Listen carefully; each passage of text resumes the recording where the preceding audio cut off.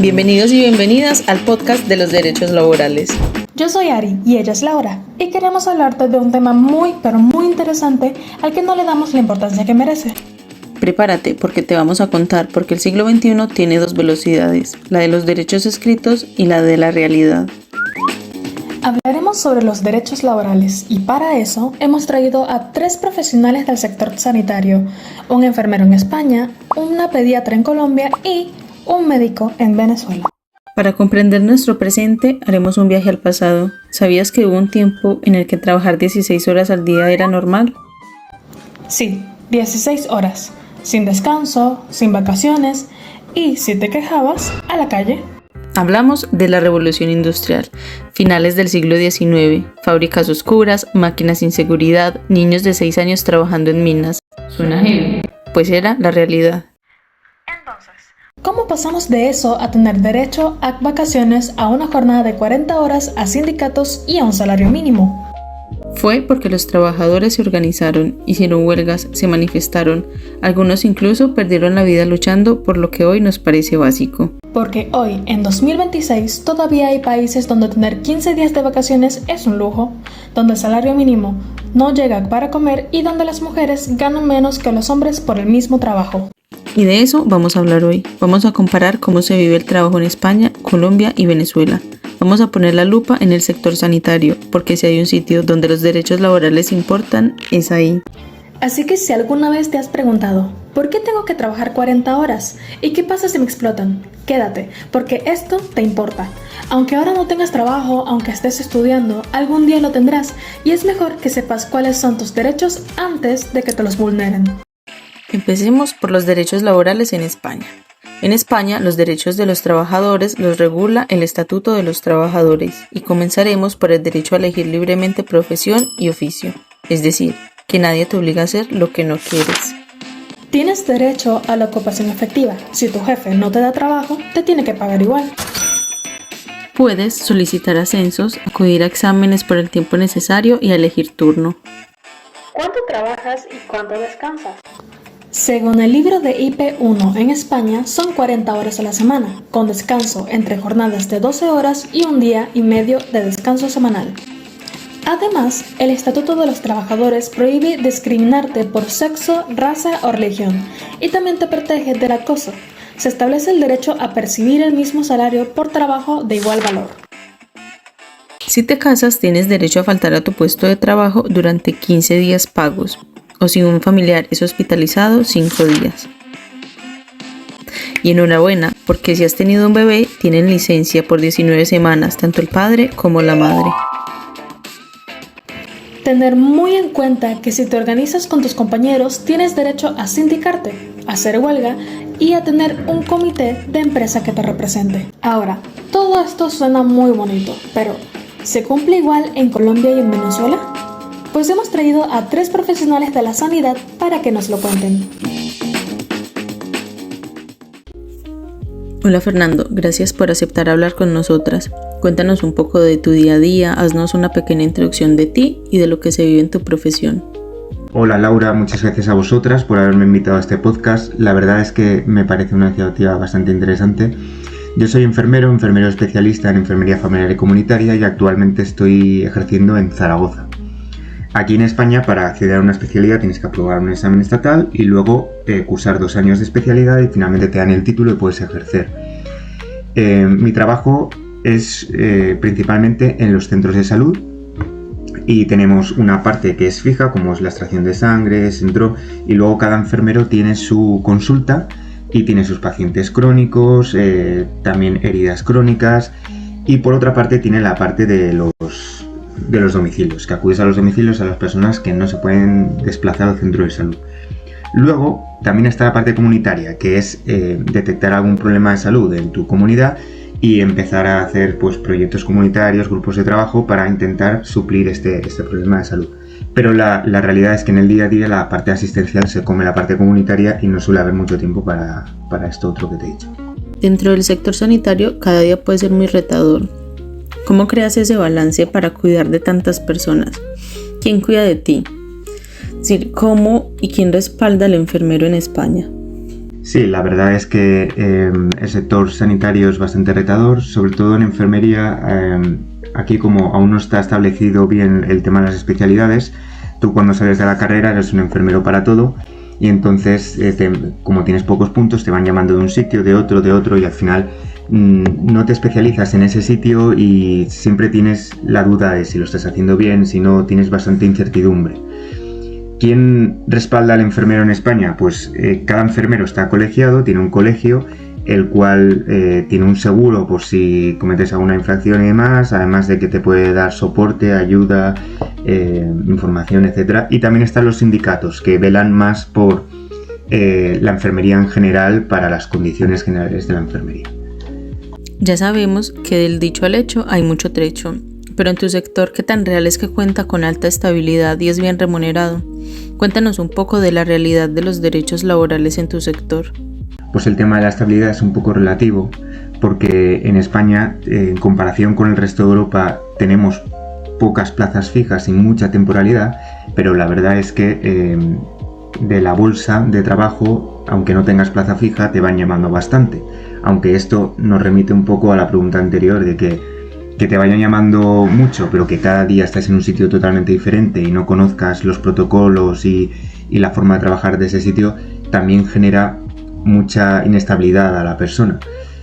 Entonces, aquí se pueden vulnerar algunos derechos laborales, como por ejemplo, si te llaman para trabajar un mes en un sitio, pues ya no tienes vacaciones, ya no tienes los derechos que pueda tener una persona que tenga un trabajo más estable.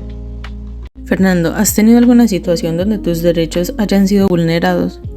¿Qué opinas de que en 2026 hay países donde su salario no llega ni a $1 al día y trabajan igual las 8 horas? Pues hasta la fecha no he tenido ningún problema, pero desde que me he mudado a Zaragoza hace poco por motivos personales, la verdad es que me está costando un poco acceder a un puesto más estable, y eso vulnera un poco mis derechos de tener que coger un día por asuntos personales y demás, porque claro, al ser un contrato corto, más difícil lo tengo para que me arreglen el día, ¿no? En cuanto a lo del salario que no llega a $1 al día, pues me parece algo lamentable, sinceramente. Además, en enfermería tenemos mucha responsabilidad porque somos los que estamos en primera línea cuando hay una urgencia, y la verdad es que habría que ver ese dólar en qué contexto, en qué país, ¿no? Y cuál es la situación de ese país, pero aún así me parece un salario bastante malo para la profesión que tenemos. Muchas gracias por contarnos un poco sobre tu profesión y situación actual. Por último, quisiéramos saber, si un colega de la salud en Colombia o Venezuela estuviera escuchándote, ¿qué le dirías? Pues le diría que la enfermería es una profesión muy bonita y vocacional, y que en cada país se ejerce de una forma diferente, y la verdad es que me interesaría mucho saber las funciones y las responsabilidades que tienen en esos países como Colombia o Venezuela, y me gustaría comparar y enriquecerme, ¿no? de la forma de trabajar en otros sitios.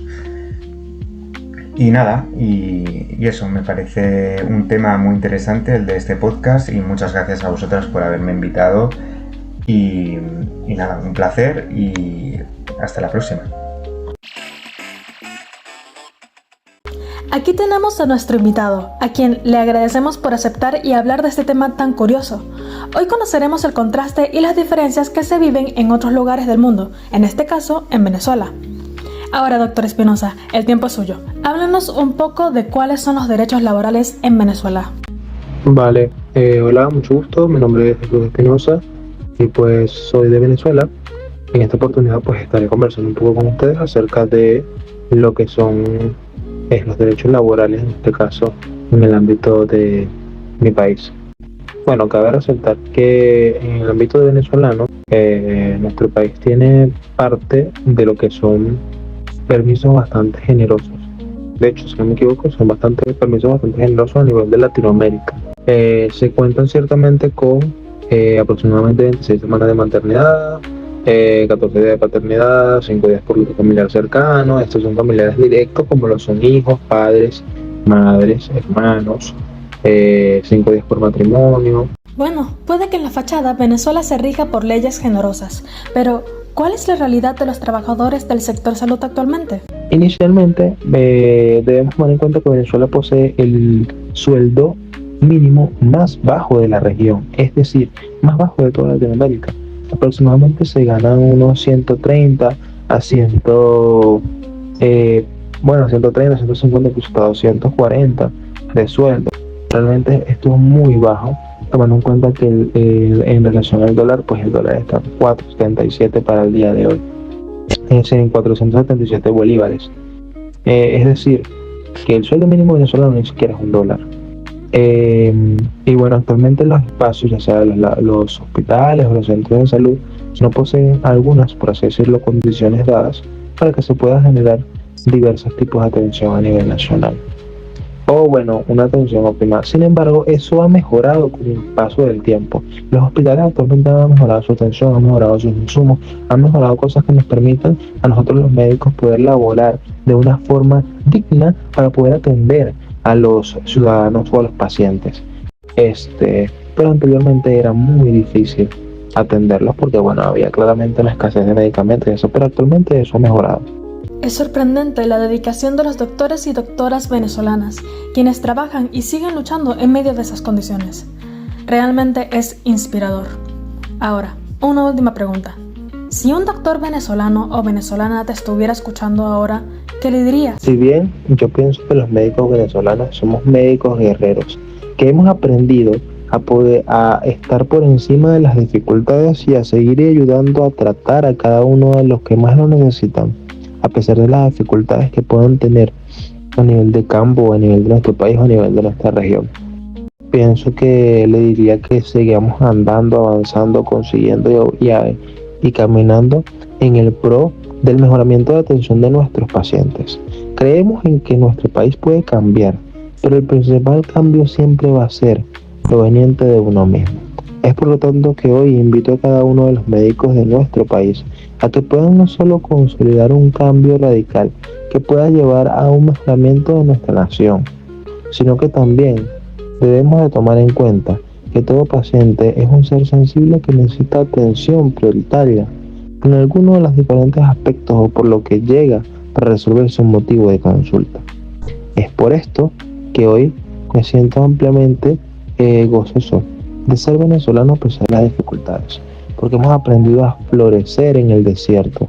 Hemos aprendido que a pesar de no tener algo específico para el tratamiento, podemos intentar mediarlo con otras cosas, podemos intentar curarlo con otras cosas, podemos intentar tratarlo con otras cosas. Hoy me lleno de admiración a los médicos venezolanos que sin duda han afrontado la crisis con fuerza, han afrontado la situación país con fuerza y han sido determinantes para poder seguir manteniéndose en cada una de las relaciones de nuestros sueños.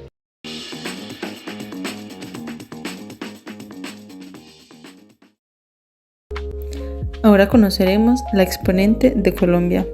Buenos días, Astrid. Cuéntanos un poco sobre tu trabajo y sobre ti. Hola, mi nombre es Astrid García Rincón, tengo 52 años, soy auxiliar de enfermería hace aproximadamente 27 años. En el momento llevo 18 años trabajando en el Hospital de La Ceja. Durante este tiempo he rotado por todos los servicios: hospitalización, urgencias, cirugía, consulta externa y promoción y prevención. En este momento me encuentro fija en promoción y prevención. El horario es de 7 de la mañana a 5 de la tarde, con una hora de almuerzo de 12 a 1 de la tarde, que es asumida por nosotros los trabajadores. Cuando trabajamos en los servicios de urgencias y hospitalización, los turnos son de 12 horas, diurnos y nocturnos de 7 a 7. En promoción y prevención, el horario es de lunes a viernes. En las actividades de PIP y en vacunación se trabaja sábados y domingos. El sábado es una jornada solo de 6 horas y el domingo de 2 horas. El tiempo que hacemos de más, lo que llamamos horas extras, no lo pagan en tiempo. Según la Ley 2466 de 2025, la cual es la última reforma laboral, menciona cambios muy importantes. ¿Conoces la actualidad de los derechos laborales? ¿Qué hay de diferente en esta reforma? Estamos trabajando 46 horas semanales. A partir de julio del 2026, la jornada será ya de 42 horas, con 9 horas máxima por día, con 1 hora de descanso no remunerada y un día de descanso semanal, y la nocturna será de 7 de la noche a 6 de la mañana. Tenemos 15 días hábiles de vacaciones, contamos con 18 festivos. Si se usa la bicicleta como transporte, nos ofrecen un día libre cada 6 meses. También nos dan auxilio de transporte y auxilio de alimentación. Los días a los que, o los permisos que tenemos derecho es, si tenemos una cita médica, nos dan el permiso de entre 1 hora o hasta 8 horas, y se debe traer la respectiva constancia. También tenemos permisos personales que equivalen a 4 horas a la semana, y esta no se tiene que justificar.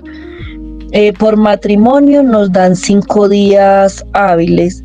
Por muerte o por muerte de primer grado de consanguinidad son 5 días. Por hospitalización de familiares de primer grado de consanguinidad son 3 días. Y para nosotros, para eso tenemos la incapacidad. ¿Te has encontrado en alguna situación donde se hayan vulnerado tus derechos como mujer trabajadora? En este país sí se evidencia mucha discriminación. Generalmente quieren que las mujeres ganemos más poquito, digamos, que los hombres. Sin embargo, en cuanto al sector de enfermería, pues sí se gana lo mismo. Pero los salarios no son justos, porque el trabajo es bastante y la remuneración no es lo suficiente. En el 2026, que el incremento del salario mínimo fue de un 23%, en este momento el personal salud ganábamos, digamos que teníamos muy buen salario, pero con el aumento del 23% al salario mínimo, aumentaron demasiado al mínimo, y nosotros que nos ganábamos más de un salario mínimo, se ve afectado porque ya no vamos a ganar lo que nos ganábamos antes. Un ejemplo, nosotros nos podríamos estar ganando 2.600.000 y el salario mínimo era de 1.600.000, por decir un ejemplo. Ahora el salario mínimo subió a 2 millones de pesos, entonces a los que nos ganábamos más de un salario mínimo no nos van a aumentar el 23%, sino un porcentaje que el gobierno ahora dio de un 7%. Entonces, ¿cuánto es nuestro salario? No subió ni a 3 millones de pesos. Entonces ahí se ve una discriminación que uno diría, o que dicen muchos trabajadores de la salud: para trabajar en un hospital, con la responsabilidad que hay, con las pólizas que tenemos que pagar por si hay alguna calamidad o un error, no se justifica. Preferiblemente uno podría trabajar en una floristería 8 horas todos los días, sale para su casa sin ningún problema y estaría bien remunerado, porque el salario está en casi 2 millones de pesos con el transporte. He visto que por ley la licencia de maternidad son 18 semanas y la de paternidad 14 días calendario. ¿Qué opinas de esto? ¿Cuál es la realidad de los derechos de los trabajadores? En cuanto a la licencia de maternidad, son 18 semanas. Sin embargo, uno como mamá quisiera tener entre 6 meses o 1 año de vida del bebé como licencia de maternidad. Si nos dan hasta el año de vida del bebé 1 hora diaria para lactancia materna. En la realidad del trabajo igual en Colombia, uno de todas maneras siempre quisiera más, pero la ley establece algo diferente.